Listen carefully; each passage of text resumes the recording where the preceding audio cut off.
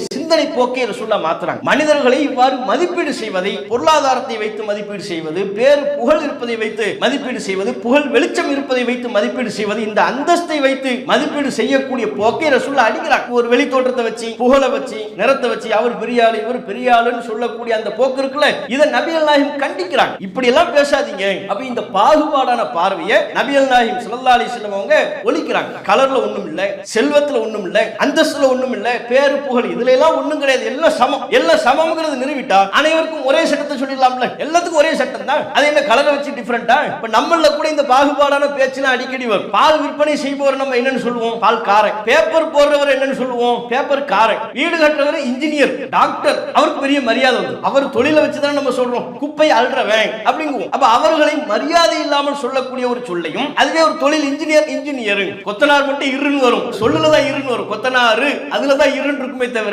அவரை மரியாதையா அணுகக்கூடிய போக்கெல்லாம் சமூகத்துல இல்ல. அப்ப இது மாதிரியான பாகுபாட்டை தான் நபிகள் நாயகம் ஸல்லல்லாஹு அலைஹி வஸல்லம் அவங்க முதல் இல்லாமல் ஆக்குறாங்க. என்ன காரணம்னா இப்படித்தான் இந்த பாகுபாடு தான் ஒவ்வொன்றையும் வரும். மதத்தை வச்சு பாகுபாடு பார்ப்பாங்க, ஏழை பணக்காரங்கிற பாகுபாடு வரும். அப்ப அதன் அடிப்படையில் அவங்களுக்கு தனி நீதின்னு கேட்பாங்க. இது எல்லாத்தையும் ஒன்னாக்கி அனைவருக்கும் ஒரே நீதி. நீ யாரா இருந்தாலும் சரி, எந்த நிறத்தில் இருந்தாலும் சரி, எல்லாருக்கும் ஒரே சட்டம் தான், ஒரே நீதி தான். எதிரியாகவே இருந்தாலும் உனக்கு நான் நீதியா தான் சொல்லுவேன். இதான் அல்லாஹ்வுடைய கட்டளை. கண்ணியத்திற்குரிய எல்லாம் உள்ள அல்லாஹ்வின் நல்லடியார்களே, அல்லாஹ்வின் அருள் நிறைந்த ரமலான் மாதத்திலே இறைவனை தொழுது வணங்கியவர்களாக அவனது ஆலயத்திலே நாம் எல்லாம் அமர்ந்திருக்கிறோம். ரமலான் மாதத்தின் முதல் ஒரு வார காலகட்டத்தில் அன்னலாரின் ஆட்சி முறை என்கிற தலைப்பை தேர்வு செய்து நபிகள் நாயகம் ஸல்லல்லாஹு அலைஹி வஸல்லம் அவர்களின் ஆட்சி முறை எவ்வாறு மக்கள் மத்தியில் பயனுள்ள வகையில் ஆட்சி செய்தார்கள், எளிமையான முறையில் அல்லாஹ்வின் தூதனுடைய ஆட்சி முறை இருந்தது, ஆடம்பரத்தை தவிர்த்து நபிகள் நாயகம் ஒரு ஒப்பற்ற ஆட்சியாளராக வரலாற்றிலே விளங்கினார்கள் என்பது தொடர்பான செய்திகளை எல்லாம் நாம் பார்த்தோம். இதில் அல்லாஹ்வின் தூதர் அவர்களினுடைய ஆட்சி முறை ஏனைய ஆட்சி முறையிலிருந்து வேறுபடக்கூடிய மற்றும் ஒரு முக்கியமான அம்சம், நபிகள் நாயகம் அவர்கள் நீதத்தின் அடிப்படையில் ஆட்சி செய்தார்கள். ஆள் பார்த்து, ஆளுக்கு ஒரு நீதி பார்த்து ஆட்சி செய்யக்கூடியவர்களாக நபிகள் நாயகம் ஸல்லல்லாஹு அலைஹி வஸல்லம் அவர்கள் இல்லை. இந்த நீதி என்கிற விஷயத்தை பொறுத்தவரையிலையும் இது ஒரு சமூகம் வளமாகவும் அமைதியாகவும் வாழ வேண்டும் என்று சொன்னால் அந்த சமூகத்தில் செய்யப்படுகின்ற ஆட்சி என்பது சமநீதி அடிப்படையில் இருக்கணும். எல்லா மக்களையும் சமமாக பாவித்து அனைவருக்கும் சமமான சட்டத்தை செயல்படுத்தக்கூடிய ஒரு ஆட்சி முறை இருக்கின்ற பொழுதுதான் அங்கே மக்கள் நிம்மதியாக வாழக்கூடிய, அவர்களுக்கு மத்தியில் எந்த விதமான சண்டை சச்சரவுகள் இருக்காது, அவர்களுக்கு மத்தியில் குரோதங்கள் இருக்காது. ஒவ்வொருவருக்கும் சமமான ஒரு சட்டத்தின் அடிப்படையில் ஆட்சி செய்யப்படும் பொழுது, சமமான சட்டத்தின் அடிப்படையில் அவர்கள் நிர்வகிக்கப்படுகின்ற பொழுது அவர்கள் தங்களுடைய வாழ்க்கையை நிம்மதியான முறையில் கழிப்பார்கள். அப்போ நபிகள் நாயகம் ஸல்லல்லாஹு அலைஹி வஸல்லம் அவர்கள் பொதுவாக ஒரு அரசு என்று வருகின்ற பொழுது அந்த அரசு அதனை ஏற்று வாழக்கூடிய குடிமக்கள் மத்தியிலே பணக்காரனுக்கு செல்வந்தர்களுக்கு எதனை வழங்குகின்றதோ அதனையே ஏழைகளுக்கும் வழங்க வேண்டும். அந்த குடிமக்களை இவர்களெல்லாம் மேல்தட்டு மக்கள், இவர்களுக்கு சட்டம் வேறு, இவர்கள் அடித்தட்டு மக்கள், இவர்களுக்கான சட்டம் வேறு என்று இரண்டு சட்டம் அங்கே இருக்கக்கூடாது. ஏழைகளுக்கு ஒரு சட்டம், பணக்காரர்களுக்கு ஒரு சட்டம், அதுபோல மேல்தட்டு மக்களுக்கு ஒரு சட்டம், அடித்தட்டு மக்களுக்கு ஒரு சட்டம் என்று ஒவ்வொருவரையும் நிர்வகிக்கின்ற பொழுது பல்வேறு சட்டங்கள் இல்லாமல் அனைவரையும் சமப்படுத்தக்கூடிய வகையிலாக, எல்லோரையும் சமமாக நடத்தப்படக்கூடிய வகையிலான ஒரு சமநீதி அடிப்படையிலான சட்டம் அங்கே இருக்க வேண்டும். அத்தகைய சமநீதி இந்த உலகம் முழுவதிலையும் நிரம்பி இருக்க வேண்டும் என்பதை இஸ்லாமிய மார்க்கம் விரும்புகிறது. இஸ்லாமிய மார்க்கத்தை பொறுத்தவரையிலையும் உலகம் முழுவதிலையும் சமநீதி இருக்க வேண்டும். மனிதர்களை எந்த வகையிலையும் எந்த காரணத்தை சொல்லியும் பாகுபாடு பார்க்கக்கூடாது. பாகுபடுத்தி பார்ப்பதை இஸ்லாமிய மார்க்கம் அநீதி என்கிறது. அவனை எந்த அடிப்பில் நீங்கள் பாகுபடுத்துறீங்க?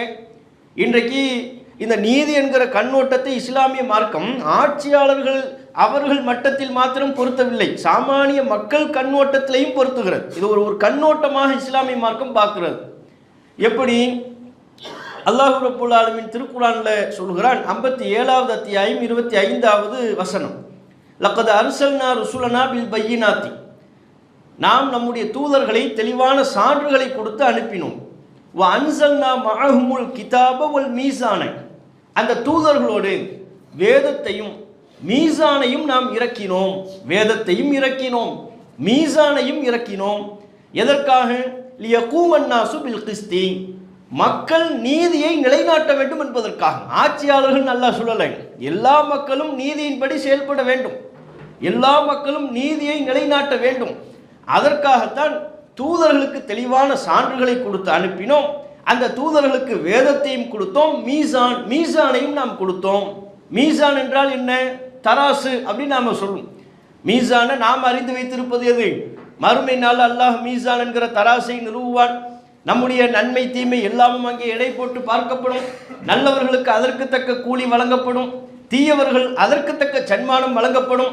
அந்த மீசான் என்பது இறைவனின் மறுமை நியாய தராசு என்பது வேறு. அல்லாஹ் சொல்கிறான், தூதர்களை நான் அனுப்பி வைக்கும் பொழுது அவர்களுக்கு தெளிவான சான்றுகளை கொடுத்து அனுப்பணும். 1, வேதத்தை கொடுத்து அனுப்பினோம். 2, தூதர்களுக்கு கொடுக்கப்பட்டதாகத்தான் அல்லாஹ் சொல்கிறான், மீசானை கொடுத்து அனுப்பினோம். அவர்கள்ட்ட நம்ம மீசானை கொடுத்தோம். மீசானா என்ன? நீதியின் தராசு. தூதர்கள் இந்த உலகத்தில் வாழ்கின்ற பொழுது மக்களை சம கண்ணோட்டத்தில், சமநீதியின் அடிப்படையில், நான் சொன்ன நீதியின் அடிப்படையில் மக்களை அணுகுவார்கள். எந்த விதத்திலையும் மக்களை பாகுபடுத்தி பார்க்க மாட்டார்கள். அந்த பார்வை, தூதர்கள் சொல்லக்கூடிய அந்த நியாய தராசை எல்லா மக்களும் கை கொள்ளும் பொழுது இந்த பாகுபாடுலாம் இருக்காது. அப்போ ரப்புல் ஆலமீன் உலகம் முழுவதிலையும் சமநீதி அடிப்படையில் மக்கள் நிர்வகிக்கப்பட வேண்டும், இங்கே சமநீதி நிலவ வேண்டும் என்பதை அல்லாஹ் விரும்புகிறான். இந்த நீதிங்கிற கண்ணோட்டத்தை ஒட்டுமொத்த மக்கள் மத்தியிலையும் எடுத்து சொல்லுகின்ற பொழுது அவர்களுக்கு மத்தியில் காணப்படக்கூடிய பல்வேறு வகையிலான பாகுபாடுகள், எப்படிலாம் இன்றைக்கு பாகுபாடுகள் இருக்கிறது மனிதர்களுக்கிடையே? மொழி வழி பாகுபாடு இருக்கிறது.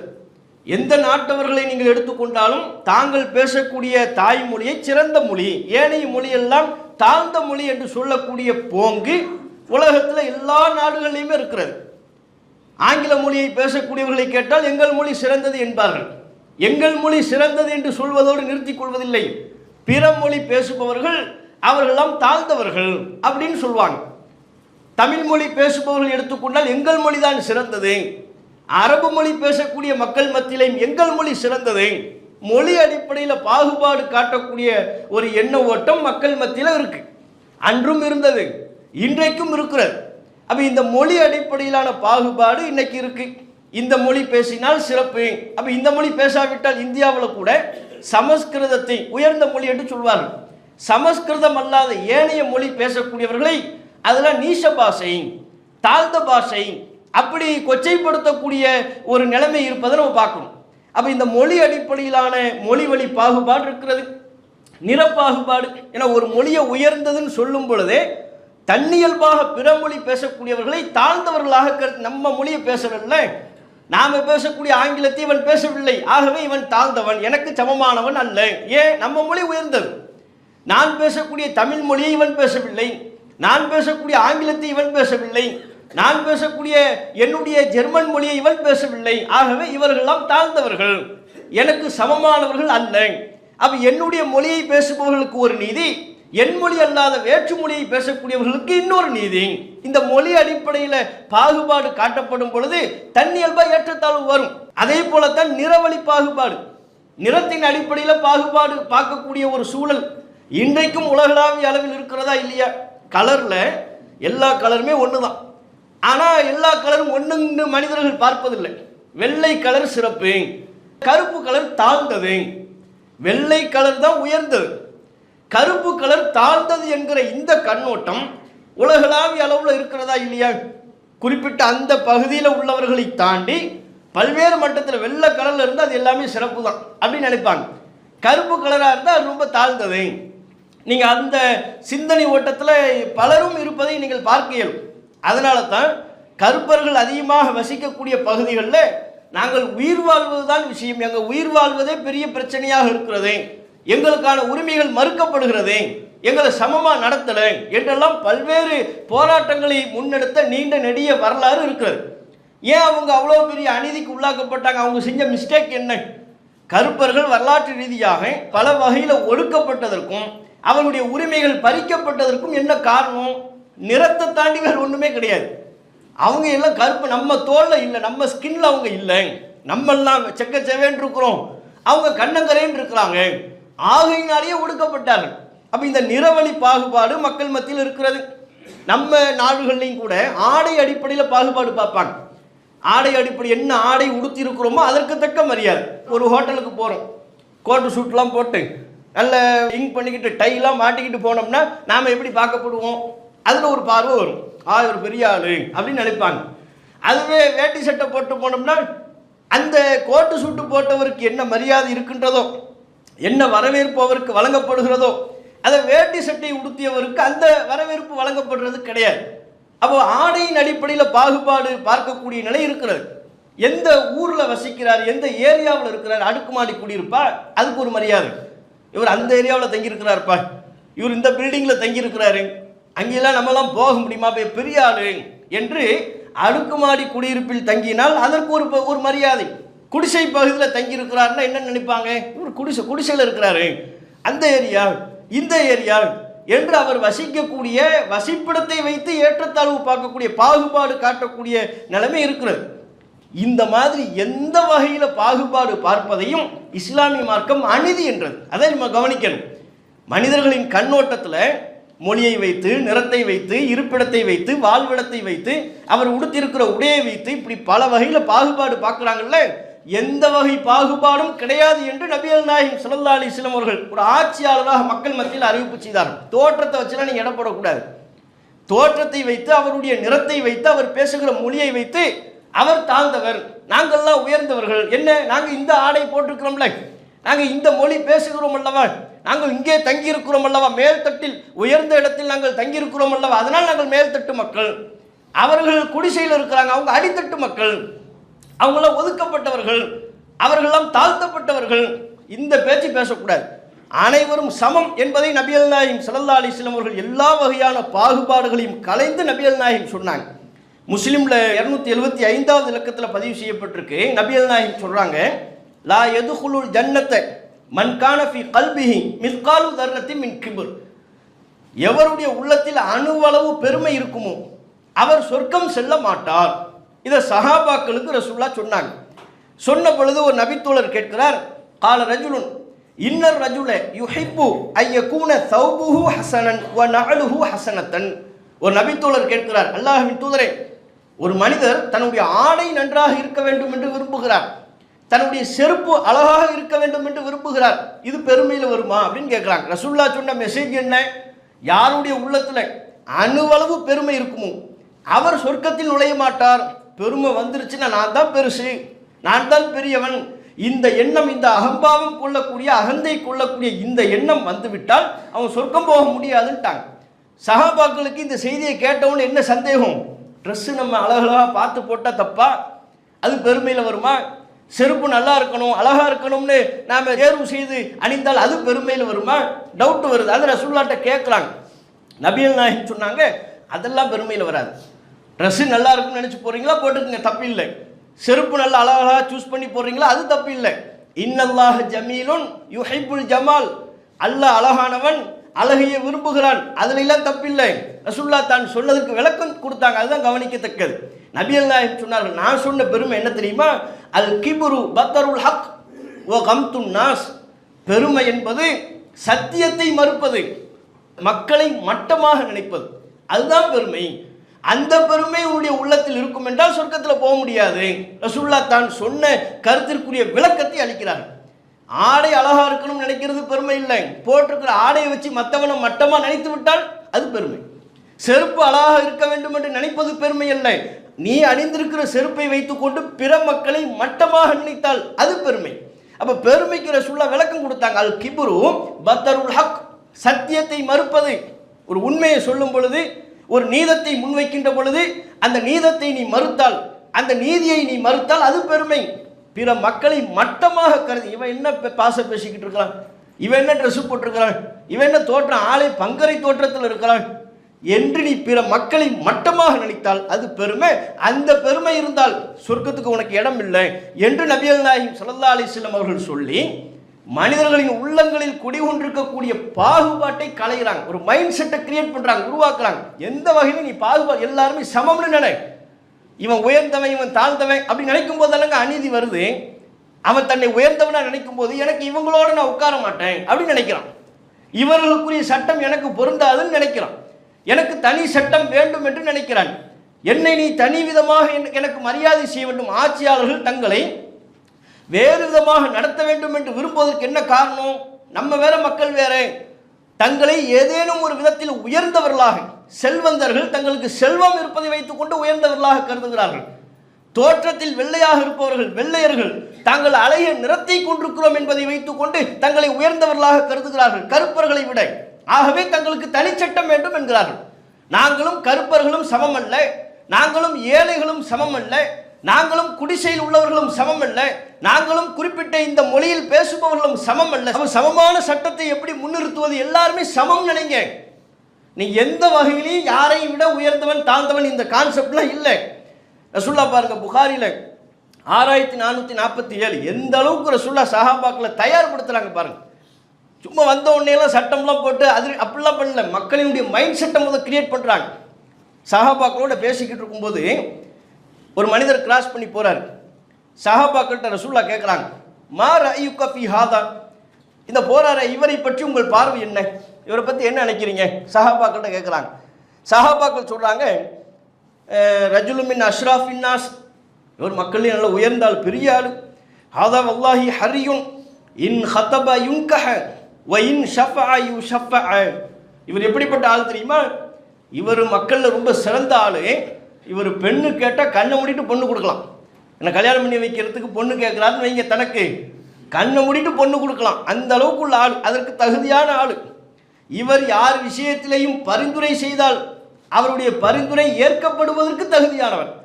பொண்ணு கேட்டால் பொண்ணை கொடுத்துடலாம், பரிந்துரை செய்தால் அந்த பரிந்துரையை ஏற்றுக்கொள்ளலாம். அந்த அளவுக்கு சிறப்பான ஆள் என்று மக்கள் மத்தியில் ஒரு பார்வை இருக்கும்ல, ஒரு சமூக அந்தஸ்து இருக்கும் அல்லவா? அந்த சமூக அந்தஸ்தை முன்வைத்து அந்த நபரை பற்றிய செய்தியை ரசூலுல்லாஹ்ட்ட சொல்கிறாங்க. அப்போ நபிகள் நாயகம் ஸல்லல்லாஹு அலைஹி வஸல்லம் கேட்டு வச்சுக்கிட்டாங்க. ஓ அப்படியா, சரி அப்படின்னு கேட்டு வச்சுக்கிட்டாங்க. அடுத்து இன்னொரு ஆள் கிராஸ் பண்ணி போகிறார், ரெண்டாவது பெர்சன். அவரை பற்றி கேட்குறாங்க, இவரை பற்றி நீங்கள் என்ன நினைக்கிறீங்க? அப்போ சபையில் உள்ளவங்க சொல்கிறாங்க, ரஜுலுமின் ஃபுக்கரா இல் முஸ்லிமீன், இவர் ஏழை முஸ்லீம், இன்னும் கையில் காசு பணம்னா பெரிய அளவுக்கு சொல்லத்தக்க அளவுக்கு ஆள் இல்லை அப்படிங்கிறாங்க. சொல்லத்தக்க அளவுக்கு ஆள் இல்லையே, ஒரு சாதாரண ஒரு சாமானிய ஒரு ஏழை. ஹாதா ஹரியுன் இன் ஹத்தப அல்லா யுன்கஹ, இவர் பொண்ணு கேட்டால் கொஞ்சம் யோசிச்சு தான் கொடுக்கணும் அப்படிங்கிறாங்க. இவர் பொண்ணு கேட்டால் யோசிக்கணும், கொஞ்சம் பார்த்து அப்புறமா சொல்கிறோமே, யோசிச்சு சொல்கிறோம் என்று யோசிக்க வேண்டும். ஒயின் ஷஃபஅ அல்லா யுஷஃபஅ, இவர் பரிந்துரை செய்தால் அந்த பரிந்துரை ஏற்றுக்கொள்ளப்படாது. இவரெல்லாம் போய் யாருக்காவது பரிந்துரை பண்ணார்னா இவர் பரிந்துரை பண்ணிட்டார்னு யாரும் சொல்ல மாட்டாங்க. இவருடைய பரிந்துரையை மக்கள் ஏற்றுக்கொள்ள மாட்டார்கள். அப்போ இவர் பெண் பேசினால் மனமுடித்து கொடுக்க மாட்டார்கள், கஷ்டப்படணும். எனக்கு பொண்ணு தாங்க பொண்ணு தாங்கன்னு பல இடங்களில் கேட்டு கஷ்டப்பட்டு அவர் கல்யாணம் முடிக்கிற மாதிரியான ஒரு ஸ்டேஜ், அந்த சமூக அந்தஸ்தில் அவர் இருக்கிறார். பரிந்துரை செய்தால் அவருடைய பரிந்துரை யாரும் ஏற்றுக்கொள்ள மாட்டார்கள். ஒயின் கால, இவர் வாய் திறந்து பேசினால் அவருடைய கருத்தை அன்லா யுஸ்மா அலி கவுலிஹி, காது கொடுத்து யாரும் கேட்க மாட்டாங்க. முதல் ஆள் போனார்ல, அவர் ஏதாவது சொன்ன எல்லாம் கூர்ந்து கவனிப்பாங்க. சமூகத்தில் அந்தஸ்துள்ள ஆள். இவர் எப்படிப்பட்ட நபரா? பேசினார்னா அப்படியா, யார் என்னையா தேவையில்லாமல் வளவலன்னு பேசிக்கிட்டு இருக்காரு, போட்டு ஆளை போ சொல்லுங்கப்பா அப்படின்ட்டு வாங்கலாம். ஒயின் கால, இவர் பேசினால் அன்லா யுஸ்மா அலி கவுலிஹி, செவி கொடுத்து யாரும் கேட்க மாட்டாங்க. அந்த அளவுக்குள்ள ஆள் தான், பெருசாக சொல்லத்துக்கு ஒன்றும் இல்லை அப்படிங்கிறாங்க. அப்போ நபிகள் நாயகம் ஸல்லல்லாஹு அலைஹி வஸல்லம் அவர்கள் அங்கே பாருங்கள் கிளாஸ் நடத்துகிறாங்க. நீங்கள் முதல் ஆளை பற்றி ஒரு விதமாக சொன்னாங்க, ரெண்டாவது ஆளை பற்றி இன்னொரு விதமாக சொன்னாங்க. ரசூல்லாவுடைய நோக்கம் என்ன? மக்களினுடைய சிந்தனை போக்கை ரசூல்லா மாற்றுறாங்க. மனிதர்களை இவ்வாறு மதிப்பீடு செய்வதை, பொருளாதாரத்தை வைத்து மதிப்பீடு செய்வது, பேர் புகழ் இருப்பதை வைத்து மதிப்பீடு செய்வது, புகழ் வெளிச்சம் இருப்பதை வைத்து மதிப்பீடு செய்வது, இந்த அந்தஸ்தை வைத்து மதிப்பீடு செய்யக்கூடிய போக்கை ரசூல்லா அடிக்கிறாங்க. இந்த பாருங்க, நீங்கள் முதல் ஆள் சொன்னீங்கல்ல, அவர் தானே உங்கள் பார்வையில் உயர்ந்தவர். அது போன்ற நபர் இந்த பூமி நிரம்ப இருப்பதை காட்டிலும் ஹாதா ஹைருன், இவர்தான் சிறந்தவர் என்று நபிகள் நாயகம் ஸல்லல்லாஹு அலைஹி வஸல்லம் அவர்கள் தன்னுடைய பார்வையை, அல்லாஹ்வின் பார்வையை, இஸ்லாத்தின் பார்வையை முன்வைக்கிறார்கள். நீங்கள் உலகத்து செல்வத்தை வைத்துக்கொண்டு சிறந்தவருங்கிறீங்க, மக்கள் மத்தியில் இருக்கிற பேரு புகழ் செல்வாக்கு இதை வைத்துக்கொண்டு சிறந்தவருங்கிறீங்க. அல்லாஹ் வெளித்தோற்றத்தை பார்க்கறது இல்லை, அல்லாஹ் பார்க்கறது வேற, அல்லாஹ்வுடைய கணக்கு வேற என்று அல்லாஹினுடைய அந்த இறையச்சத்தை முன்னிறுத்துவதோடு நபிகள் நாயகம் ஸல்லல்லாஹு அலைஹி வஸல்லம் அவர்கள் வெளித்தோற்றத்தை வைத்து மக்களை பாகுபாடு செய்யாதீர்கள் என்கிற கருத்தை மிக தெளிவாக நபித்தோழர்களுக்கு சொல்றாங்கிறத பார்க்கணும். அப்போ இந்த போக்கை ஒரு வெளித்தோற்றத்தை வச்சு புகழை வச்சு நிறத்தை வச்சு அவர் பெரிய ஆள் இவர் பெரிய ஆளுன்னு சொல்லக்கூடிய அந்த போக்கு இருக்குல்ல, இதை நபிகள் நாயகம் கண்டிக்கிறாங்க. இப்படியெல்லாம் பேசாதீங்க. யார் அல்லாஹ்விடத்தில் சிறந்தவங்களா இருப்பா நமக்கு தெரியாது. பங்கரை தோற்றத்தில் ஒருத்தர் இருப்பார், அவர் பள்ளிவாசலுக்கு வர்றதும் தெரியாது போகிறதும் தெரியாது, அவர் அல்லாஹ்விடத்தில் சிறந்தவராக இருக்கலாம், அல்லாஹ்விடத்தில் உயர்ந்தவராக இருக்கலாம். அவர் பெயரை கூட நீங்கள் அறிந்திருக்க மாட்டீர்கள், அவரை துச்சமாக நம்ம கருதிவிட முடியாது. அதே நேரத்தில் ஊர் உலகத்தில் அவர் பேரை சொன்னால் எல்லோரும் கைத்தட்டக்கூடியவர்களாக ஆர்ப்பரிப்பவர்களாக அவருக்கென்று தனி செல்வாக்கு உள்ளவர்களாக இருக்கலாம். அல்லாஹ்விடத்தில் அவங்க செல்வாக்கு பெற்றிருப்பார்களா தெரியாது. அப்போ இந்த பாகுபாடான பார்வையை நபிகள் நாயகம் ஸல்லல்லாஹு அலைஹி வஸல்லம் அவங்க ஒழிக்கிறாங்க. கலரில் ஒன்றும் இல்லை, செல்வத்தில் ஒன்றும் இல்லை, அந்தஸ்தில் ஒன்றும் இல்லை, பேரு புகழ் இதுல எல்லாம் ஒன்றும் கிடையாது, எல்லாம் சமம். எல்லாம் சமம்ங்கிறது நிறுவிட்டா அனைவருக்கும் ஒரே சட்டத்தை சொல்லிடலாம்ல, எல்லாத்துக்கும் ஒரே சட்டம் தான். அது என்ன கலரை வச்சு டிஃப்ரெண்டா? இப்போ நம்மளில் கூட இந்த பாகுபாடான பேச்சுலாம் அடிக்கடி வரும். நீங்கள் பார்க்கலாம், பால் விற்பனை செய்பவர் நம்ம என்னன்னு சொல்லுவோம்? பால் காரன். பேப்பர் போடுறவர் என்னன்னு சொல்லுவோம்? பேப்பர் காரன். வீடு கட்டுறவர் இன்ஜினியர், டாக்டர், அவருக்கு பெரிய மரியாதை வந்துடும். தொழிலை வைத்து இதெல்லாம் நம்ம சிந்தனையில் உள்ள அதனுடைய தொடர்ச்சி, அதனுடைய நீட்சி தான். அவர் தொழிலை வச்சு தான் நம்ம சொல்கிறோம்.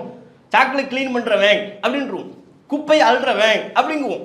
அப்போ அவர்களை மரியாதை இல்லாமல் சொல்லக்கூடிய ஒரு சொல்லையும், அதுவே ஒரு தொழில் இன்ஜினியரு கொத்தனார் மட்டும் இருன்னு வரும், அது சொல்லுல தான் இருன்னு வரும், கொத்தனாரு அதில் தான் இருன்னு இருக்குமே தவிர அவரை மரியாதையாக அணுகக்கூடிய போக்கெல்லாம் சமூகத்தில் இல்லை. அப்போ இது மாதிரியான பாகுபாட்டைத்தான் நபிகள் நாயகம் ஸல்லல்லாஹு அலைஹி வஸல்லம் அவங்க முதல் இல்லாமல் ஆக்குறாங்க. என்ன காரணம்னா, இப்படித்தான் இந்த பாகுபாடு தான் ஒவ்வொன்றையும் வரும். மதத்தை வச்சு பாகுபாடு பார்ப்பாங்க, ஏழை பணக்காரங்கிற பாகுபாடு வரும். அப்போ அதன் அடிப்படையில் அவங்களுக்கு தனி நீதின்னு கேட்பாங்க. இது எல்லாத்தையும் ஒன்றாக்கி அனைவருக்கும் ஒரே நீதி. நீ யாராக இருந்தாலும் சரி, நீ யாராக இருந்தாலும் சரி, எந்த நிறத்தில் இருந்தாலும் சரி, எல்லாருக்கும் ஒரே சட்டம் தான், ஒரே நீதி தான். எதிரியாகவே இருந்தாலும் உனக்கு நான் நீதியாக தான் சொல்லுவேன். இதுதான் அல்லாஹ்வுடைய கட்டளை. நபிகள் நாயகம் ஸல்லல்லாஹு அலைஹி வஸல்லம் அவர்கள் ஆட்சியாளர் என்கிற பொறுப்பை ஏற்கின்ற பொழுது அல்லாஹ் ரசூலுல்லாஹ்வுக்கு சொல்லக்கூடிய கட்டளை என்ன? ஆட்சியாளராக ரசூலுல்லாஹ் இருக்கின்ற பொழுது அல்லாஹ் ரசூலுல்லாஹ்வுக்கு சொல்றது என்ன? நீதியாக நீங்கள் தீர்ப்பு சொல்லுங்க. யாருக்கு? எதிரிக்கும் கூட. எதிரியாக இருந்தாலும் நீதியாக தீர்ப்பு சொல்லணும். 5வது அத்தியாயம் 8வது வசனத்தில் அல்லாஹ் சொல்கிறான், யா அய்யுஹல்லதீன ஆமனு, மூமின்களுக்கும் சேர்த்து ஈமான் கொண்டோரே, கூனு கவ்வாமீன லில்லாஹி ஷுஹதா பில் கிஸ்த், அல்லாஹ்விற்காக உண்மையை நிலைநாட்டக்கூடியவர்களாக நீதியை நிலைநாட்டக்கூடியவர்களாக நீங்கள் மாறிவிடுங்கள். வலா யஜ்ரிமன்னக்கும் ஷனஆனு கௌமின் அலா அன்லா தஅதிலு, ஒரு கூட்டத்தாரின் மீது நீங்கள் கொண்டிருக்கக்கூடிய வெறுப்பு உங்களை நீதமாக நடப்பதிலிருந்து சரிவிட செய்ய வேண்டாம். அதிலிருந்து நீங்கள் மிஸ் ஆகிடாதீங்க, தவறி போயிடாதீங்க. ஒரு கூட்டத்தார் உங்களுக்கு எதிரியாகவே இருக்கட்டும், அவர்கள் மீது கொண்டிருக்கக்கூடிய அந்த வெறுப்பு நீங்கள் நீதமாக நடப்பதை விட்டு உங்களை திசை மாற்றி விடக்கூடாது. இஅதிலு, நீதமாக நடங்கள், ஹுவ அக்ரபுலி தக்வா, அதுதான் இறையச்சத்திற்கு நெருக்கமானது என்று அல்லாஹ் சொல்கிறான். ரசூலுல்லாஹ்வுக்கு அல்லாஹ் சொல்கிறான், மாயிதா என்கிற அத்தியாயத்தில் 42, 43 யூதர்களை பற்றி அல்லாஹ் சொல்கிறான். நபியே, இந்த யூதர்கள் எப்படிப்பட்டவர்கள்? சம்மாஊன லில் கதிபி, பொய்யை செவிமடுப்பவர்கள், அக்காலூன லிஸ்ஸுஹுத், தடை செய்யப்பட்டதை உண்பவர்கள். வட்டியை தான் அவன் சாப்பிட்றான், பொய்யத்தான் கேட்குறான். ஃபைன்ஜாவுக்க, இந்த யூதர்கள் உங்களிடம் வந்தால், தீர்ப்பு கேட்டு ரசூலுல்லாஹ்ட்ட வந்தால், ஃபஹக்கும் பைனஹும் அவ் அரிலனுஹும், தீர்ப்பு அழியுங்கள் அல்லது அவர்களை புறக்கணித்து விடுங்கள். ரெண்டுக்குமே சாய்ஸ் இருக்கு. ரசூலுல்லாஹ்ட்ட யூதர்கள் தீர்ப்புன்னு கேட்டு வந்தால் ரசூலுல்லாஹ் என்ன பண்ணலாம்? தீர்ப்பு சொல்றதா இருந்தால் சொல்லலாம், இல்லைப்பா உனக்கெல்லாம் தீர்ப்பு சொல்ல முடியாதுன்னு புறக்கணித்து அனுப்புறதா இருந்தால் அனுப்பலாம்.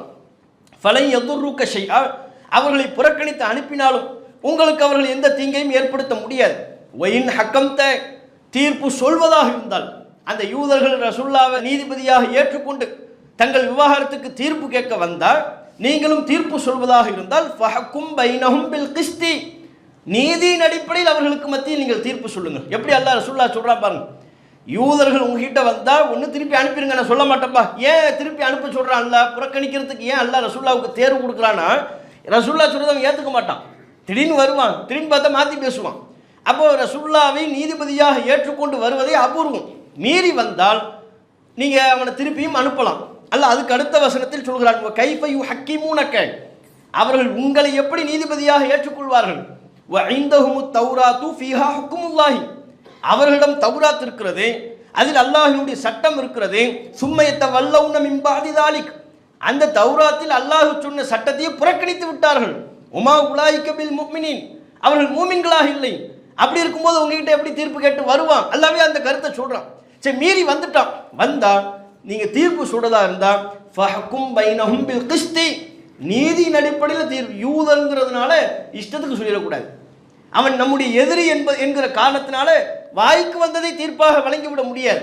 நீதியின் அடிப்படையில், சட்டத்தின் அடிப்படையில் அவர்களை சமமான முறையில் நடத்த வேண்டும் என்கிற ஒரு கருத்தை அல்லாஹ் ரப்புல் ஆலமீன் நபிகள் நாயகம் ஸல்லல்லாஹு அலைஹி வஸல்லம் அவர்களுக்கு சொல்கிறான் என்கிற செய்தியை பார்க்கணும். இந்த வசனம் கூட எப்போது அருளப்பட்டது தெரியுமா? அபுதாவுதுல பதிவு செய்யப்பட்ட செய்தி இந்த வசனத்தின் பின்னணியை விளக்குது. அபுதாவுதுல 3593வது செய்தி. ரசூலுல்லாஹ் மதீனாவுக்கு வர்றாங்கல்ல, மதீனாவில் மக்காவில் எப்படி குறைஷிகள் தங்களுக்கு மத்தியில் அந்த குலம் சிறந்தது இந்த குலம் சிறந்ததுன்னு சொல்லிக்கிட்டு இருந்தாங்களோ அது போல மதீனாவில் யூதர்கள் 2 குலமாக இருக்கிறார்கள். ஒன்று பனு நதீர், இன்னொன்று பனு குறைதா. இந்த பனு நதீர் கோத்திரத்தார்கள் தங்களை உயர்வானவர்களாக கருதுகிறார்கள். பனு நதீர் நாங்கள் தான் உயர்வானவர்கள் அப்படின்னு நினைக்கிறாங்க. பனு குறைதா அவர்கள் தாழ்ந்தவர்கள். இப்போ ரசூலுல்லாஹ் இருக்கின்ற பொழுது ஒரு பிரச்சனை வருது. என்ன பிரச்சனை? பனு குறைதாவை சார்ந்தவர்கள் பனு நதீர் கோத்திரத்தார்களை கொலை செய்து விட்டால், 2 பேருக்கு சண்டை, அதில் ஒருத்தர் அடிச்சுக்கிட்டாங்க, கொன்னுட்டாங்க அப்படின்னு சொன்னால், அப்போ அவர்களுக்கு மத்தியில் இருந்த வழக்கம் என்ன தெரியுமா? அபுதாவுதில் பதிவு செய்யப்பட்ட செய்தி இப்னு அப்பாஸ் அவங்க சொல்றாங்க, கான பனு நதீர் இதா கத்தலூ மின் பனி குறைதா, பனு நதீர் கோத்திரத்தார்கள் பனு குறைதா கோத்திரத்தார்களில் யாரையும் கொன்றுவிட்டால் அத்தவ் நிஸ்பத்தியத்தி, அவர்களுக்கு பாதி நஷ்டஈட்டை தான் கொடுப்பார்கள். யாருக்கு? பனு குறைதாவுக்கு பாதி நஷ்டஈடு தான் கொடுப்பாங்களாம். வைதா கத்தல பனு குறைதா மின் பனி நதீர், பனு குறைதா கோத்திரத்தார்கள் பனு நதீர் கோத்திரத்தார்களை கொன்றுவிட்டால் அத்தவ் இலையும் அத்தியத்த காமிலத்தன், அவர்களுக்கு முழு நஷ்டஈடை கொடுப்பார்கள். யாருக்கு? பனு நதீர் கோத்திரத்தார்களுக்கு முழு நஷ்டஈடு. 2 கோத்திரத்தார்கள் யூதர்கள், பனு குறைதா பனு நதீர். இதுல பனு நதீர் கோத்திரத்தார்களுக்கு முழு நஷ்டஈடு. பனு குறைதா கோத்திரத்தார்கள் யாரும் கொல்லப்பட்டாங்கன்னா அவங்களுக்கு பாதி கொடுத்தா போதும். உதாரணமாக இப்போ பனு நதீர் கோத்திரத்தார்கள் ஒருத்தர் கொல்லப்பட்டார், பனு நதீர் கோத்திரத்தார் ஒருத்தர் கொல்லப்பட்டார்னா அவருக்கு 100 ரூபா கொடுக்கணும்னா, அதுவே பனு குறைதா கோத்திரத்தார்கள் ஒருவர் கொல்லப்பட்டு விட்டால் அவருக்கு எவ்வளோ கொடுத்தா போதும்? 50 ரூபா கொடுத்தா போதும். இவருக்கு 100 ரூபானா அவருக்கு 50 ரூபா, பாதி தான். இப்படி பாகுபாடு அங்கே இருந்தது. நபிகள் நாயகம் ஸல்லல்லாஹு அலைஹி வஸல்லம் அவர்கள் ஃபஸவ்வா ரசூலுல்லாஹி ஸல்லல்லாஹு அலைஹி வஸல்லம் பைனஹும், அல்லாஹ்வின் தூதர் அவர்களுக்கு இடையில் சமப்படுத்தி விட்டார்கள். என்ன அவனுக்கு முழுசு இவனுக்கு பாதி, எல்லாம் ஒன்று. நீ பனு குறைதாவா இருந்துக்க, பனு நதீரா இருந்துக்க, உயர்ந்தவன் தாழ்ந்தவன்லாம் இங்கே கிடையாது. உனக்கு முழுசு அவனுக்கு பாதிங்கிற பேச்செல்லாம் இல்லை. 2 பேருக்கும் ஒரே தியத், ஒரே நஷ்டஈடு. நீ பனு குறைதாவாக இருந்தாலும் பனு நதீராக இருந்தாலும் 100னா 2 பேருக்கும் 100, 50னா 2 பேருக்கும் 50 என்று நபிகள் நாயகம் சமப்படுத்தி விட்டார்கள். இந்த வசனத்தின் அடிப்படையில் அல்லாஹ் நீதியா சொல்லணும்னால அவங்க ஊர் வழக்கத்தை பார்த்து நீங்கள் தீர்ப்பு சொல்லிடக்கூடாது. அவர்களுக்கென்று என்ன மரபு இருக்கிறது, என்ன தொடர்ச்சி இருக்கிறது, அவங்க ஊரில் அவங்க எவ்வளோ பெரிய ஆட்கள், எவ்வளோ செல்வாக்கு, அதையெல்லாம் பார்க்க நீதமாக சொல்லு. என்னப்பா பாகுபாடு, அவனுக்கு 100 உனக்கு 50ங்கிறீங்க, இது சரியில்லைப்பா, இது அல்லாஹ் சொன்ன மீசான் இல்லை, இது அல்லாஹ் சொன்ன நீதி இல்லை. அல்லாஹ் சொன்ன நீதி அனைவருக்கும் ஒன்று. ரசூலுல்லாஹ் சமப்படுத்திட்டாங்க. இப்னு அப்பாஸ் சொல்லக்கூடிய செய்தியை அபுதாவுதுல பதிவு செய்யப்பட்டிருப்பதை பார்க்கணும். அப்போ பாருங்க, நபிகள் நாயகம் ஸல்லல்லாஹு அலைஹி வஸல்லம் அவர்கள் ஒரு ஆட்சியாளர் என்கிற முறையில் நீதியை நிலைநாட்டுறாங்க. சமூகத்தில் இருக்கக்கூடிய பாகுபாடு பாரபட்சம் அதையெல்லாம் கண்டித்து மக்களின் பார்வையை ஒரு நீதியின் அடிப்படையிலான பார்வையாக முன்வைத்து நீதியை நிலைநாட்டுறாங்க. எந்த அளவுக்குன்னா, ரசூலுல்லாஹ் எப்பேற்பட்ட ஒரு நீதிமிக்க ஆட்சியாளர்னு பாருங்க. புகாரில் 2618 ரசூலுல்லாஹும் சஹாபாக்களும் ஒரு பயணத்தில் இருக்கிறாங்க. சஹாபாக்கள் சொல்றாங்க, குன்னா மஅன் நபி, நாங்கள் நபிகள் நாயகம் ஸல்லல்லாஹு அலைஹி வஸல்லம் அவர்களோடு இருந்தோம். மொத்தம் எத்தனை பேர்? 30 வ 100, 130 பேர் இருந்தோம். ரசூலுல்லாஹ் சஹாபாக்கள்லாம் சேர்த்து மொத்தம் எத்தனை பேர்? 130 பேர். அப்போ ரசூலுல்லாஹ் கேட்டாங்க, ஹல் மஅ அஹதி மின்கும் தஆமுன், உங்ககிட்ட சாப்பிட்றதுக்கு சாப்பாடு இருக்கா? எத்தனை பேருக்கு? 130 பேருக்கு சாப்பாடு இருக்கான்னு கேட்குறாங்க. அப்போ அவர் ஒரு சஹாபாக்கள் சொல்கிறாங்க, அவர் ஒரே ஒரு சாவுனா இது மாதிரி 4 கை, இந்த அளவுக்கு தான் எங்ககிட்ட சாப்பாடு, 130 பேருக்கு இது 10 இவ்வளவு தான் இருக்குங்கிறார். இவ்வளவுதான் இருக்கா அப்படின்னு ரசூலுல்லாஹ் அப்படி பேசிக்கிட்டு இருக்கும்போதே சும்ம ஜா ரஜுலும் முஷ்ரிக்குன், ஒரு முஷ்ரிக்கு, அல்லாஹ்வுக்கு இணை கற்பிக்கிற ஒரு முஷ்ரிக்கான நபர் வந்தார். அவர் பார்க்க நல்லா ஹைட்டாக இருந்தார், அவரை பற்றி ஒரு வர்ணனைலாம் வருது, ஹைட்டாக இருந்தார். ஒரு ஆட்டை கொண்டு சென்று கொண்டு இருந்தார், ஒரு ஆட்டை கொண்டு போயிட்டு இருக்கிறார். ரசூல்லா அவர்கிட்ட கேட்குறாங்க, பைஅன் அம் அத்தியத்தன், இந்த ஆட்டை விற்பனைக்கு கொண்டு போகிறீங்களா அல்லது யாருக்கும் அன்பளிப்பாக கொடுக்க போகிறீங்களா? அவர் சொல்கிறார், அந்த முஷ்ரிக்கு சொல்கிறார், விற்பனைக்கு தான் வச்சுருக்கிறேன், அப்போ எனக்கே தந்துடுறீங்களான்னு சொல்லி காசு கொடுத்து உரிய விலை கொடுத்து அந்த ஆட்டை வாங்கி விட்டார்கள். ஆட்டை அறுக்கிறார்கள். அந்த ஆட்டை அறுத்து அவர்கிட்ட ஒரு சாவு 4 கை அளவுக்கு உணவு இருந்துச்சுல்ல, அந்த உணவையும் வைத்து 130 பேர் சாப்பிட்டோம். நாங்கள் நல்லா சிறப்பாக சாப்பிட்டோம். 130 பேர் சாப்பிட்டு முடிச்சது போக மிச்சம் இருந்துச்சு. எங்கள் ஒட்டகங்களை நாங்கள் 2 பாத்திரத்தில் கொண்டு போனோம்னு சொல்லக்கூடிய ஒரு செய்தி இது புகாரில் வருகிறது. இது நாம் கவனிக்க வேண்டியது பாருங்கள், மொத்தம் அவங்க 130 பேர் இருக்கிறாங்க. நீங்கள் இப்போ உள்ள ஆட்சியாளர்களோட கம்பேர் பண்ணுங்க. ஒரு ஆட்சியாளர் இருக்கிறார், ஒரே ஒரு முஷ்ரிக்கு ஒரு ஆட்டை தூக்கிட்டு போகிறார், கொடுத்துட்டு போயா சொல்லிடலாம்ல, அழகாக அடித்து பிடிச்சி வாங்கிடலாமா இல்லையா? அடித்து வாங்கக்கூடியவர்களாக இல்லை, எல்லாத்துக்கும் ஒரே சட்டம். யாரும் ஒரு முஷ்ரிக் கூட தன்னந்தனியாக தன்னுடைய ஆட்டை கொண்டு சென்று விட முடியும். மன்னர்கிட்டயே காசு கொடுத்து உரிய காசு கொடுத்து விற்பனை செய்யக்கூடிய அளவிற்கு நபிகள் நாயகம் ஸல்லல்லாஹு அலைஹி வஸல்லம் அவர்கள் அனைவருக்கும் சமமான சட்டத்தை வைத்திருந்தார்கள். வியாபாரம்னா வியாபாரம் தான். நாங்கள் 130 பேர் மெஜாரிட்டி, நீ ஆடை கொடுத்துட்டு போ, நீ ஒரு முஷ்ரிக்கு அப்படிலாம் நபிகள் நாயகம் ஸல்லல்லாஹு அலைஹி வஸல்லம் அவர்கள் டீல் பண்ணவில்லை. அவ்வாறு நபிகள் நாயகம் ஸல்லல்லாஹு அலைஹி வஸல்லம் அவர்கள் சொல்லவில்லை. இன்றைக்கி பாருங்கள், நீங்கள் ஆட்சியாளர்கள், நாங்கள் பஸ் ஸ்டாண்டு கொண்டு வர்றோம், ஏர்போர்ட்டு கொண்டு வர்றோம், சாமானிய மக்களிடமிருந்து விவசாயிகளிடமிருந்து அவர்களுடைய நிலங்களை எல்லாம் எடுத்துக்கொள்கிறார்கள். 8 வழிச்சாலை போட போகிறோம்னு நிலம் எடுக்கிறாங்க, விமான நிலையத்தை கொண்டு வர போகிறோம்னு நிலம் எடுக்கிறார்கள். அப்படி நிலம் எடுக்கின்ற பொழுது அவர்களை ஒடுக்குவதையும் அவர்களை அடக்குமுறை செய்வதையும் பார்க்குறோமா இல்லையா?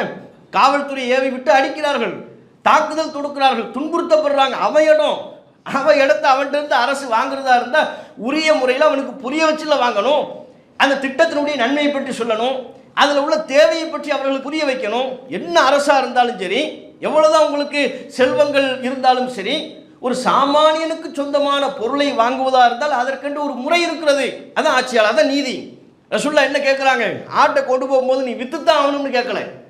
அவருக்கு விற்கிற ஐடியாவில் இருக்கிறாரா இல்லை அன்பளிப்பா யாருக்கும் கொண்டு போறாரா? இது விற்பனைக்குரியதா அன்பளிப்பா? அதை கிளியர் பண்றாங்க. இல்லை அது விற்பனை என்று சொன்னதற்கு பிறகு காசு கொடுத்ததை வாங்குகிறார்கள், உரிய கூலியை கொடுத்ததை பெற்றுக்கொள்கிறார்கள். இதானுங்க ஆட்சியாளர் பண்ணணும். மக்களிடமிருந்து நிலங்களை பறிக்கிறார்கள் அரசு, உரிய கூலி கொடுக்கறதில்லை, உரிய சன்மானம் அவர்களுக்கு உரிய விதத்தில் அவர்களுடைய நஷ்டஈடு வழங்கப்படுவதில்லை. அப்படியான கொடுமைகளை அரசு செய்யக்கூடிய வேளையில் நபிகள் நாயகம் ஸல்லல்லாஹு அலைஹி வஸல்லம் அவர்கள் எப்படி நீதமாக ஆட்சி செய்திருக்கிறார்கள் என்பதை பார்க்கணும். அதே போல ரசூலுல்லாஹ்வுடைய நீதத்துக்கு இன்னும் ஒரு மகுடம் சூட்டக்கூடிய ஒரு சான்று புகாரியில் 3173வது செய்தியாக இருக்கு. 2 நபித்தோழர்கள், அப்துல்லா இப்னு சஹல் என்கிற நபித்தோழர், முஹையிஸா இப்னு மஸ்ஊத், இந்த 2 நபித்தோழர்களும் யூதர்கள் அதிகம் வசிக்கக்கூடிய ஹைபர் என்கிற பகுதிக்கு செல்கிறார்கள். அவங்க வியாபார நிமித்தமாக போனாங்களா அல்லது நபிகள் நாயகம் அவர்களை ஏதேனும் ஜக்காத்து சதக்கா வசூலிக்க அனுப்பி வைத்தார்களான்னு தெரியலை, வரியை வசூலிக்கிறதுக்கு அனுப்பி வைத்தார்களான்னு தெரியல. ஆனால் இந்த 2 நபித்தோழர்களும் ஹைபர் பகுதிக்கு செல்கிறார்கள்.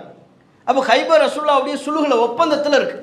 அவங்க எந்த தொந்தரவும் பண்ணக்கூடாது என்று ரசூலுல்லாஹ்வுக்கு ஒப்பந்தம் கொடுத்த அடிப்படையில் ரசூலுல்லாஹ் ஆட்சியாளராக ஏற்றுக்கொண்டு அவர்கள் இருக்கிறார்கள். இந்த நிலையில் அவங்க 2 பேரும் பிரிகிறாங்க. யார்? அப்துல்லா இப்னு சஹல் என்பவரும் முஹையிஸா என்பவரும் ஆளால் 2 பேரும் ஒவ்வொரு திசையில் பிரிந்து விட்டார்கள். முஹையிஸா வர்றார். பார்த்தா அப்துல்லா இப்னு சஹல் கொல்லப்பட்டு கிடக்கிறார். 2 பேரும் ஒன்றா தான் வந்தாங்க, வெவ்வேறு பாதையில் போனாங்க. ஏதோ வியாபாரத்துக்கு போனாங்கன்னு வைப்போமே, வெவ்வேறு பாதையில் போயிட்டு சரி ஒன்றா பார்க்கலாம்னு பார்த்தோம்னா அப்துல்லா இப்னு சஹல் கொல்லப்பட்டிருக்கிறார். இது பார்த்தோன்னே முஹையிஸாவுக்கு ரொம்ப பெரிய அதிர்ச்சி. ரத்த வெள்ளத்தில் கிடக்கிறார், கொல்லப்பட்டு ரத்த வெள்ளத்தில் இருக்கிறார்.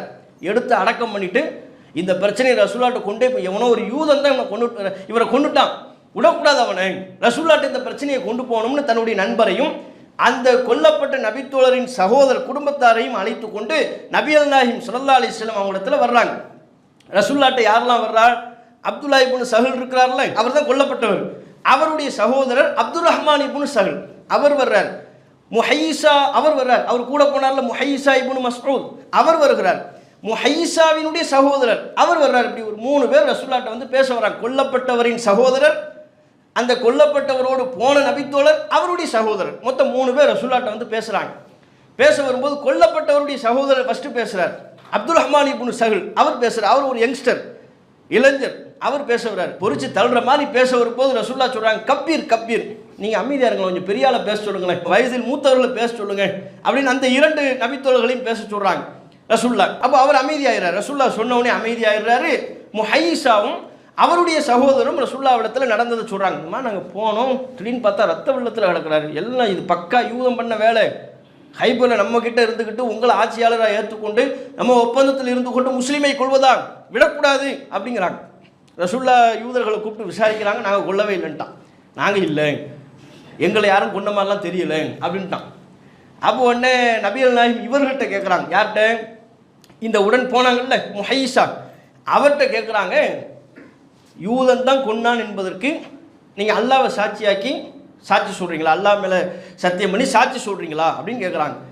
அவங்க சொல்கிறாங்க, நாங்கள் தான் பார்க்கவே இல்லையே, பார்க்காத ஒன்று நான் எப்படி அல்லா மேலே சொல்ல முடியும், நான் சொல்ல முடியாது அப்படின்ட்டார். அல்ல நாங்கள் பார்த்தா தானே சொல்ல முடியும், யூதன் தான் பண்ணியிருப்பாங்கிறது அவங்களுக்கு தெரியுது. ஏன்னா அந்த ஏரியா யூதர்கள் வசிக்கிற ஏரியா, அவங்க மெஜாரிட்டியாக இருக்கிற ஏரியா.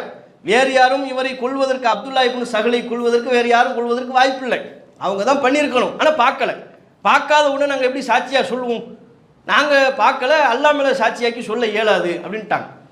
அப்போ சரி, அப்போ அவங்ககிட்ட சத்தியம் கேட்போமா ரசூல்லா கேட்குறாங்க, யூதர்கள்ட்ட நாங்கள் கொலை செய்யவில்லை என்று சத்தியம் கேட்போமா? அதுக்கு இந்த குடும்பத்தார் பதில் சொல்கிறாங்க, அவன் சத்தியம் பண்ண அதை எப்படி நான் நம்புறது அப்படிங்கிறாரு. ரெண்டில் ஏதாவது ஒரு வழிக்கு வரணுமா இல்லையா? ஒன்று இவங்க சாட்சி சொல்லணும், இல்லை அவன் சொல்கிறத ஏற்றுக்கணும். ரெண்டுக்கும் வழிக்கு வர மாட்டேங்கிறாங்க. அவங்க சத்தியம் பண்ண அதை எப்படி நாங்கள் ஏற்றுக்கொள்ள முடியும்? அவன் குஃபாரு, அல்லாவே ஒழுங்காக நம்பாதவன், தூதர் உங்களை ஏற்றுக்கொள்ளாதவன், அவன் சாத்தியம் சொல்லி நாங்கள் ஏற்றுக்கிறதா?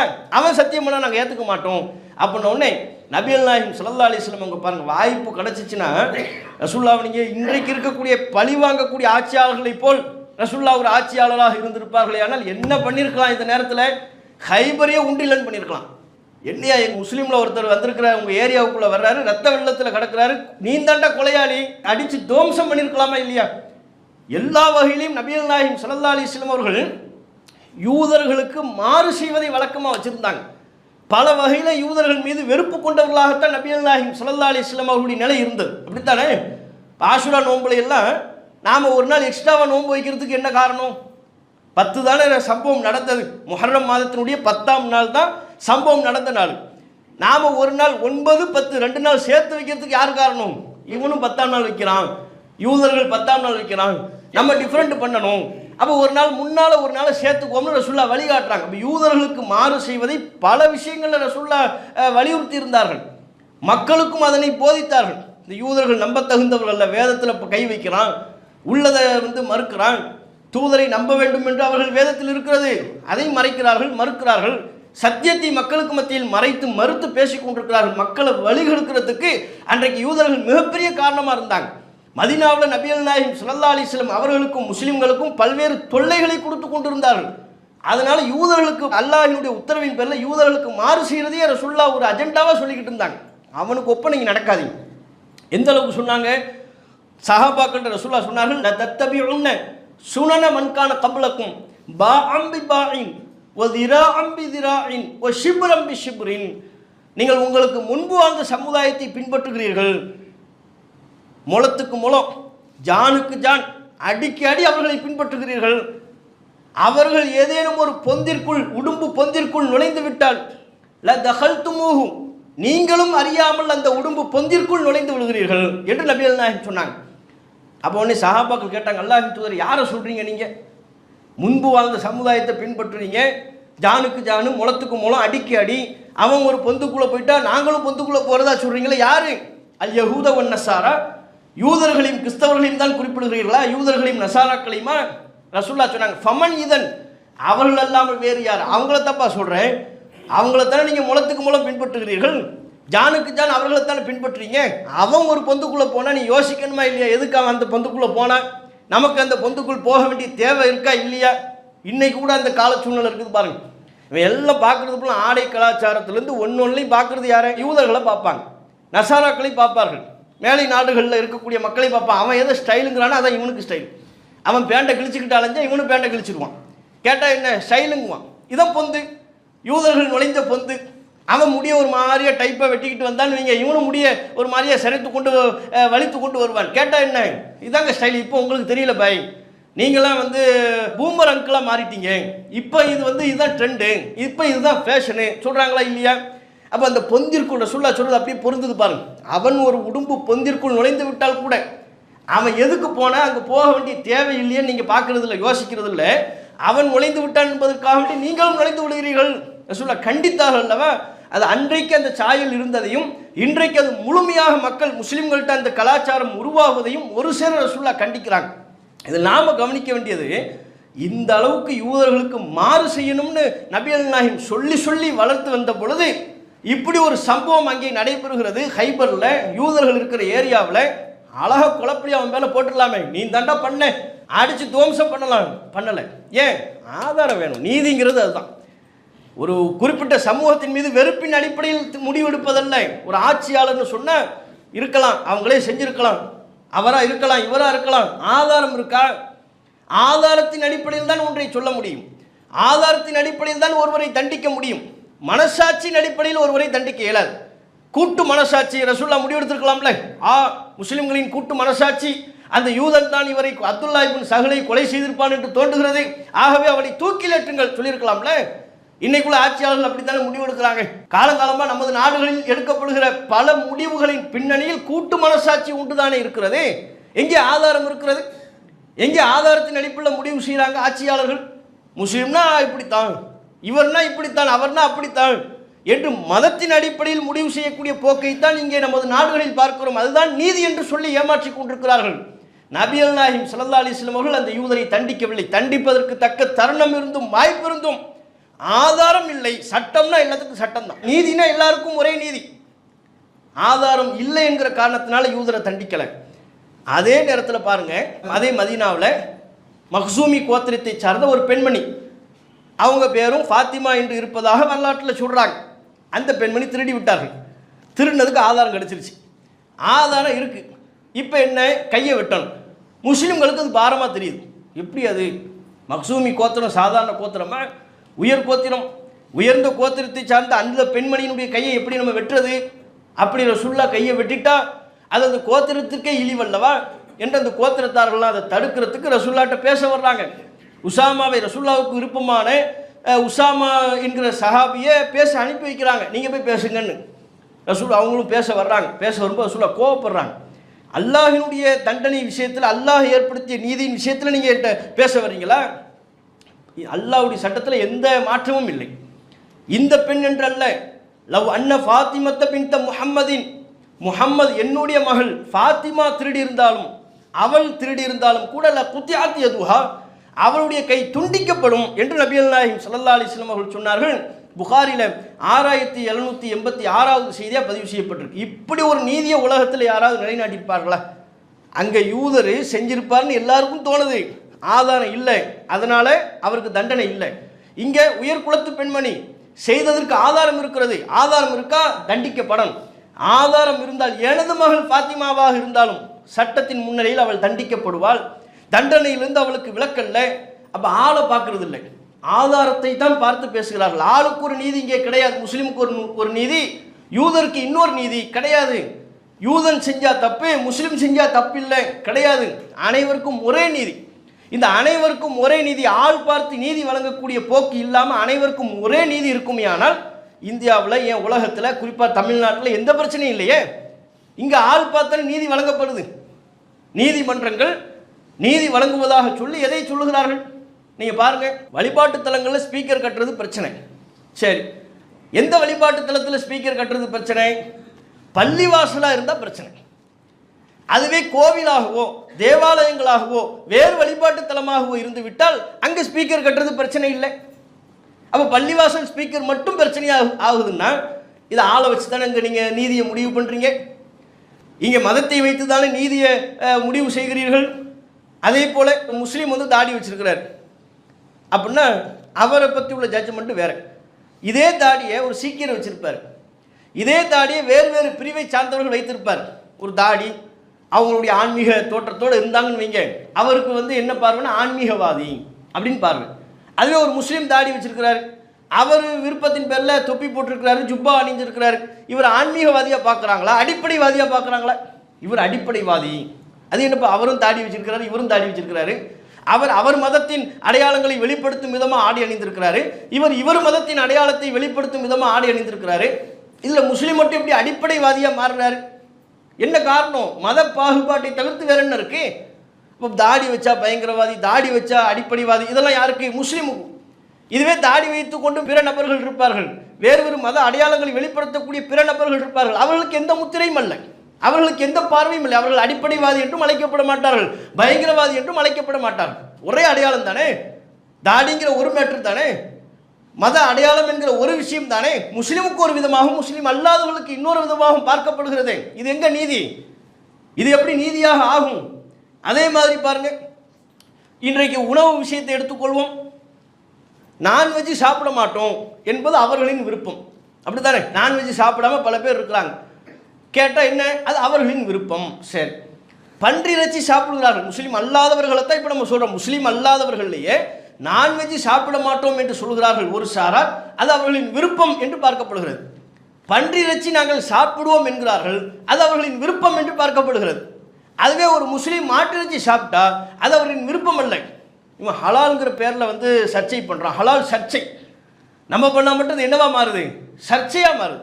ஹலால் யாருக்குடா சர்ச்சையாச்சு? எங்கே பிரச்சனையாகுது? அது முஸ்லீமோ அவர் நம்பிக்கையின்படி அறுத்து சாப்பிட்டா இது ஹலால் சர்ச்சை. ஹலால் சர்ச்சை எப்படி ஆச்சு? யாரை கொண்டு வந்து திணிச்சோம், இப்படித்தான் நீங்கள் சாப்பிடணும் நாங்கள் யாருக்காவது கட்டாயப்படுத்தினோமா, நிர்பந்திச்சோமா?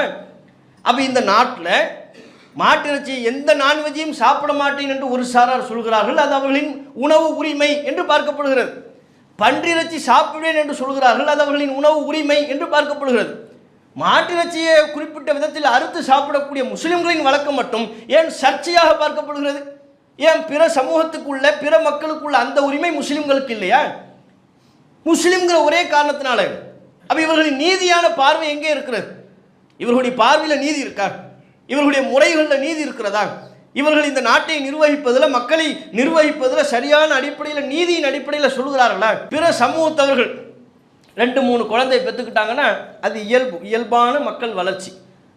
அதுவே இப்போ பாயிமார்கள் நீங்கள் 2-3 குழந்தையை பெற்றுக்கிட்டீங்கன்னு வைங்க, இது மக்கள் வளர்ச்சி இல்லை, மக்கள் ஊடுருவல். நீங்கள் இப்போ என்ன பண்ணிட்டீங்க? மக்கள் ஊடுருவலை செய்கிறார், திட்டமிட்டு மக்களின் எண்ணிக்கையை அதிகப்படுத்துகிறார், மக்கள் தொகை எண்ணிக்கையை திட்டமிட்டு அதிகப்படுத்துகிறார். அது என்னப்பா, அவன் 2 பிள்ளை முஸ்லீம் அல்லாதவன், ஒரு இந்துவோ ஒரு கிறிஸ்தவரோ ஒரு சீக்கியரோ அல்லது ஒரு கடவுள் மறுப்பாளரோ நாத்திகவாதி என்று தன்னை அழைத்துக் கொள்பவரோ அவங்க 2-3 பிள்ளைகளை பெற்றுக்கொண்டால் அது பிரச்சனை இல்லை, அது நார்மலான மக்கள் வளர்ச்சி. அதுவே ஒரு முஸ்லீம் 2-3 பிள்ளையை பெற்றுவிட்டால் பாய் 2-3 பிள்ளையை பெற்றானா, திட்டம் போடுறான், பிளான் பண்ணுறான். எதுக்கு பிளானு? இந்தியாவே முஸ்லீம் நாடாக மாற்றுது. இவன் 2 பிள்ளையை பெற்றவனே இந்தியா முஸ்லீம் நாடாக மாறிடுறா. இந்தியாவே முஸ்லீம் நாடாக மாற்றுவதற்கு திட்டமிடுகிறார்கள். திட்டமிட்ட மக்களின் ஊடுருவல், மக்கள் எண்ணிக்கையை அதிகப்படுத்துவதற்கு உண்டான சதி, என்னெல்லாம் பிளான் பண்ணுறாங்க, என்னெல்லாம் பேர் வைக்கிறாங்க. இது எல்லாமே பாகுபாடான பார்வையை வெளிப்படுத்தக்கூடியவையாக மாறுகிறது. நீங்கள் பாருங்கள், பெண்கள் தலையை மறைக்கிறாங்கல்ல, நீங்கள் நம்ம சென்னையில் அதிகமாக பார்க்கலாம். குறிப்பிட்ட சமூகத்தை சார்ந்த பெண்கள்லாம் ரோடுகளில் போகும்போது தலையை மறைச்சிட்டு போவாங்க. அவங்க சாரி தான் அணிந்திருப்பார்கள், தலையை மறைக்கிற கலாச்சாரம் அந்த குறிப்பிட்ட பெண்கள்கிட்ட எல்லாம் இருக்குது. கிறிஸ்தவ மத பெண்கள், கன்னியாஸ்திரிகள் தலையை மறைக்கிறாங்க. இப்படி பல்வேறு சமூகத்தை சார்ந்தவர்கள், பல்வேறு மதங்களை சார்ந்தவர்கள் அவர்களின் நம்பிக்கையின்படி பெண்கள் தலையை மறைக்கும் பொழுது அது அவர்களின் கலாச்சாரம், கல்ச்சர். இதெல்லாம் என்ன கல்ச்சர்? முஸ்லீம் பெண்மணி புர்கா போட்டால் இது கல்ச்சர் இல்லை, இது அடிப்படைவாதம், இது பிற்போக்குத்தனம், பெண்ணடிமைத்தனம். எவன் இந்த வார்த்தையை சொல்றது? முஸ்லீம் நாங்கள், எங்கள் பெண்கள், எங்கள் சமூகத்து பெண்கள் எங்கள் நம்பிக்கையின்படி தலையை மறைச்சா பிற்போக்குத்தனம், அடிமைத்தனம். அதுவே பிற சமூக பெண்கள் தலையை மறைத்துக் கொண்டால் கல்ச்சர். அப்போ இது இந்த பாகுபாடு பாருங்க. இப்போ அவன் நம்பிக்கையின்படி செய்யறான், முஸ்லீம் அவன் நம்பிக்கையின்படி செய்கிறாங்கிற சொல்றது இல்லையே. அப்போ இந்த நாடு முழுக்க, ஏன் உலகம் முழுக்கவே முஸ்லிம்களினுடைய செயல்பாடுகளை திட்டமிட்டு நீதிமிக்க அந்த கலாச்சாரத்திலிருந்து முஸ்லிம்களை வைக்கிறார்கள். முஸ்லிம்கள்னா தவறான பார்வையை முன்வைக்க வேண்டும் என்று திட்டமிட்டு கற்பனைவாதத்தை உருவாக்கி வைக்கிறார்கள். பிற சமூகத்திலாம் ஒருத்தன் தப்பு பண்ணிட்டான்னு வைங்க, அது அவனுடைய பை மிஸ்டேக், அவனுடைய மிஸ்டேக். பிற சமூகத்தில் ஒருத்தன் தப்பு பண்ணிட்டானா அது அவன் மிஸ்டேக். அதுவே முஸ்லீம்களில் ஒருத்தன் தப்பு பண்ணிட்டா ஒட்டுமொத்த சமூகமும் குற்றவாளி. பெஹல்காமில் நடச்சில்ல, பெஹல்காமில் நடைபெற்ற சம்பவத்தில் இந்த இந்தியாவில் உள்ள எல்லா முஸ்லீம்களையும் குற்றவாளி கூண்டில் ஏற்றினார்களா இல்லையா?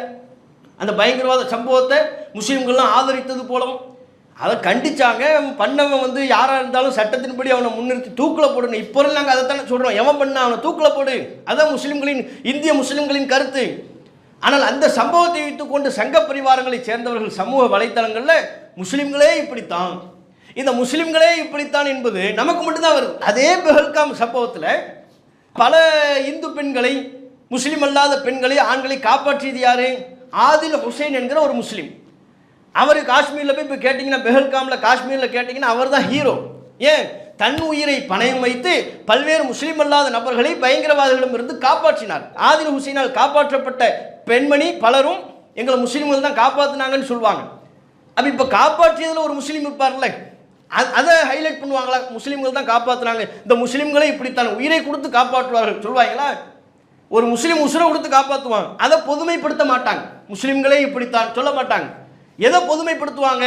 முஸ்லீம்களில் உள்ள அறிவிலி, முஸ்லீம்களில் உள்ள முட்டாளு, அவன் தவறான முடிவுகளை எடுக்கின்ற பொழுது முஸ்லீம்களே இப்படித்தான், இதெல்லாம் தான். அதுவே பிற சமூகத்தில் ஒருவன் தவறு செய்கின்ற பொழுது அது ஒட்டுமொத்த சமூகத்தை சொல்ல மாட்டார்கள், அது அவனுடைய மிஸ்டேக். அப்போ இப்படியான பாரபட்சமான பார்வைகள் இருப்பதை நம்ம பார்க்கணும். இதையெல்லாம் நபிகள் நாயகம் ஸல்லல்லாஹு அலைஹி வஸல்லம் அவர்கள் ஒழித்தார்கள். அனைவரையும் சமமாக நடத்த வேண்டும் என்கிற ஒரு சமநீதி அடிப்படையிலான நீதியை நபிகள் நாயகம் ஸல்லல்லாஹு அலைஹி வஸல்லம் அவர்கள் வழங்கினார்கள் என்கிற செய்தியை பார்க்கிறோம். இன்னும் இது தொடர்பாக சொல்ல வேண்டிய சில செய்திகள் இருக்கிறது. இன்ஷா அல்லாஹ் இதன் தொடர்ச்சியை நாளைக்கு பார்ப்போம்.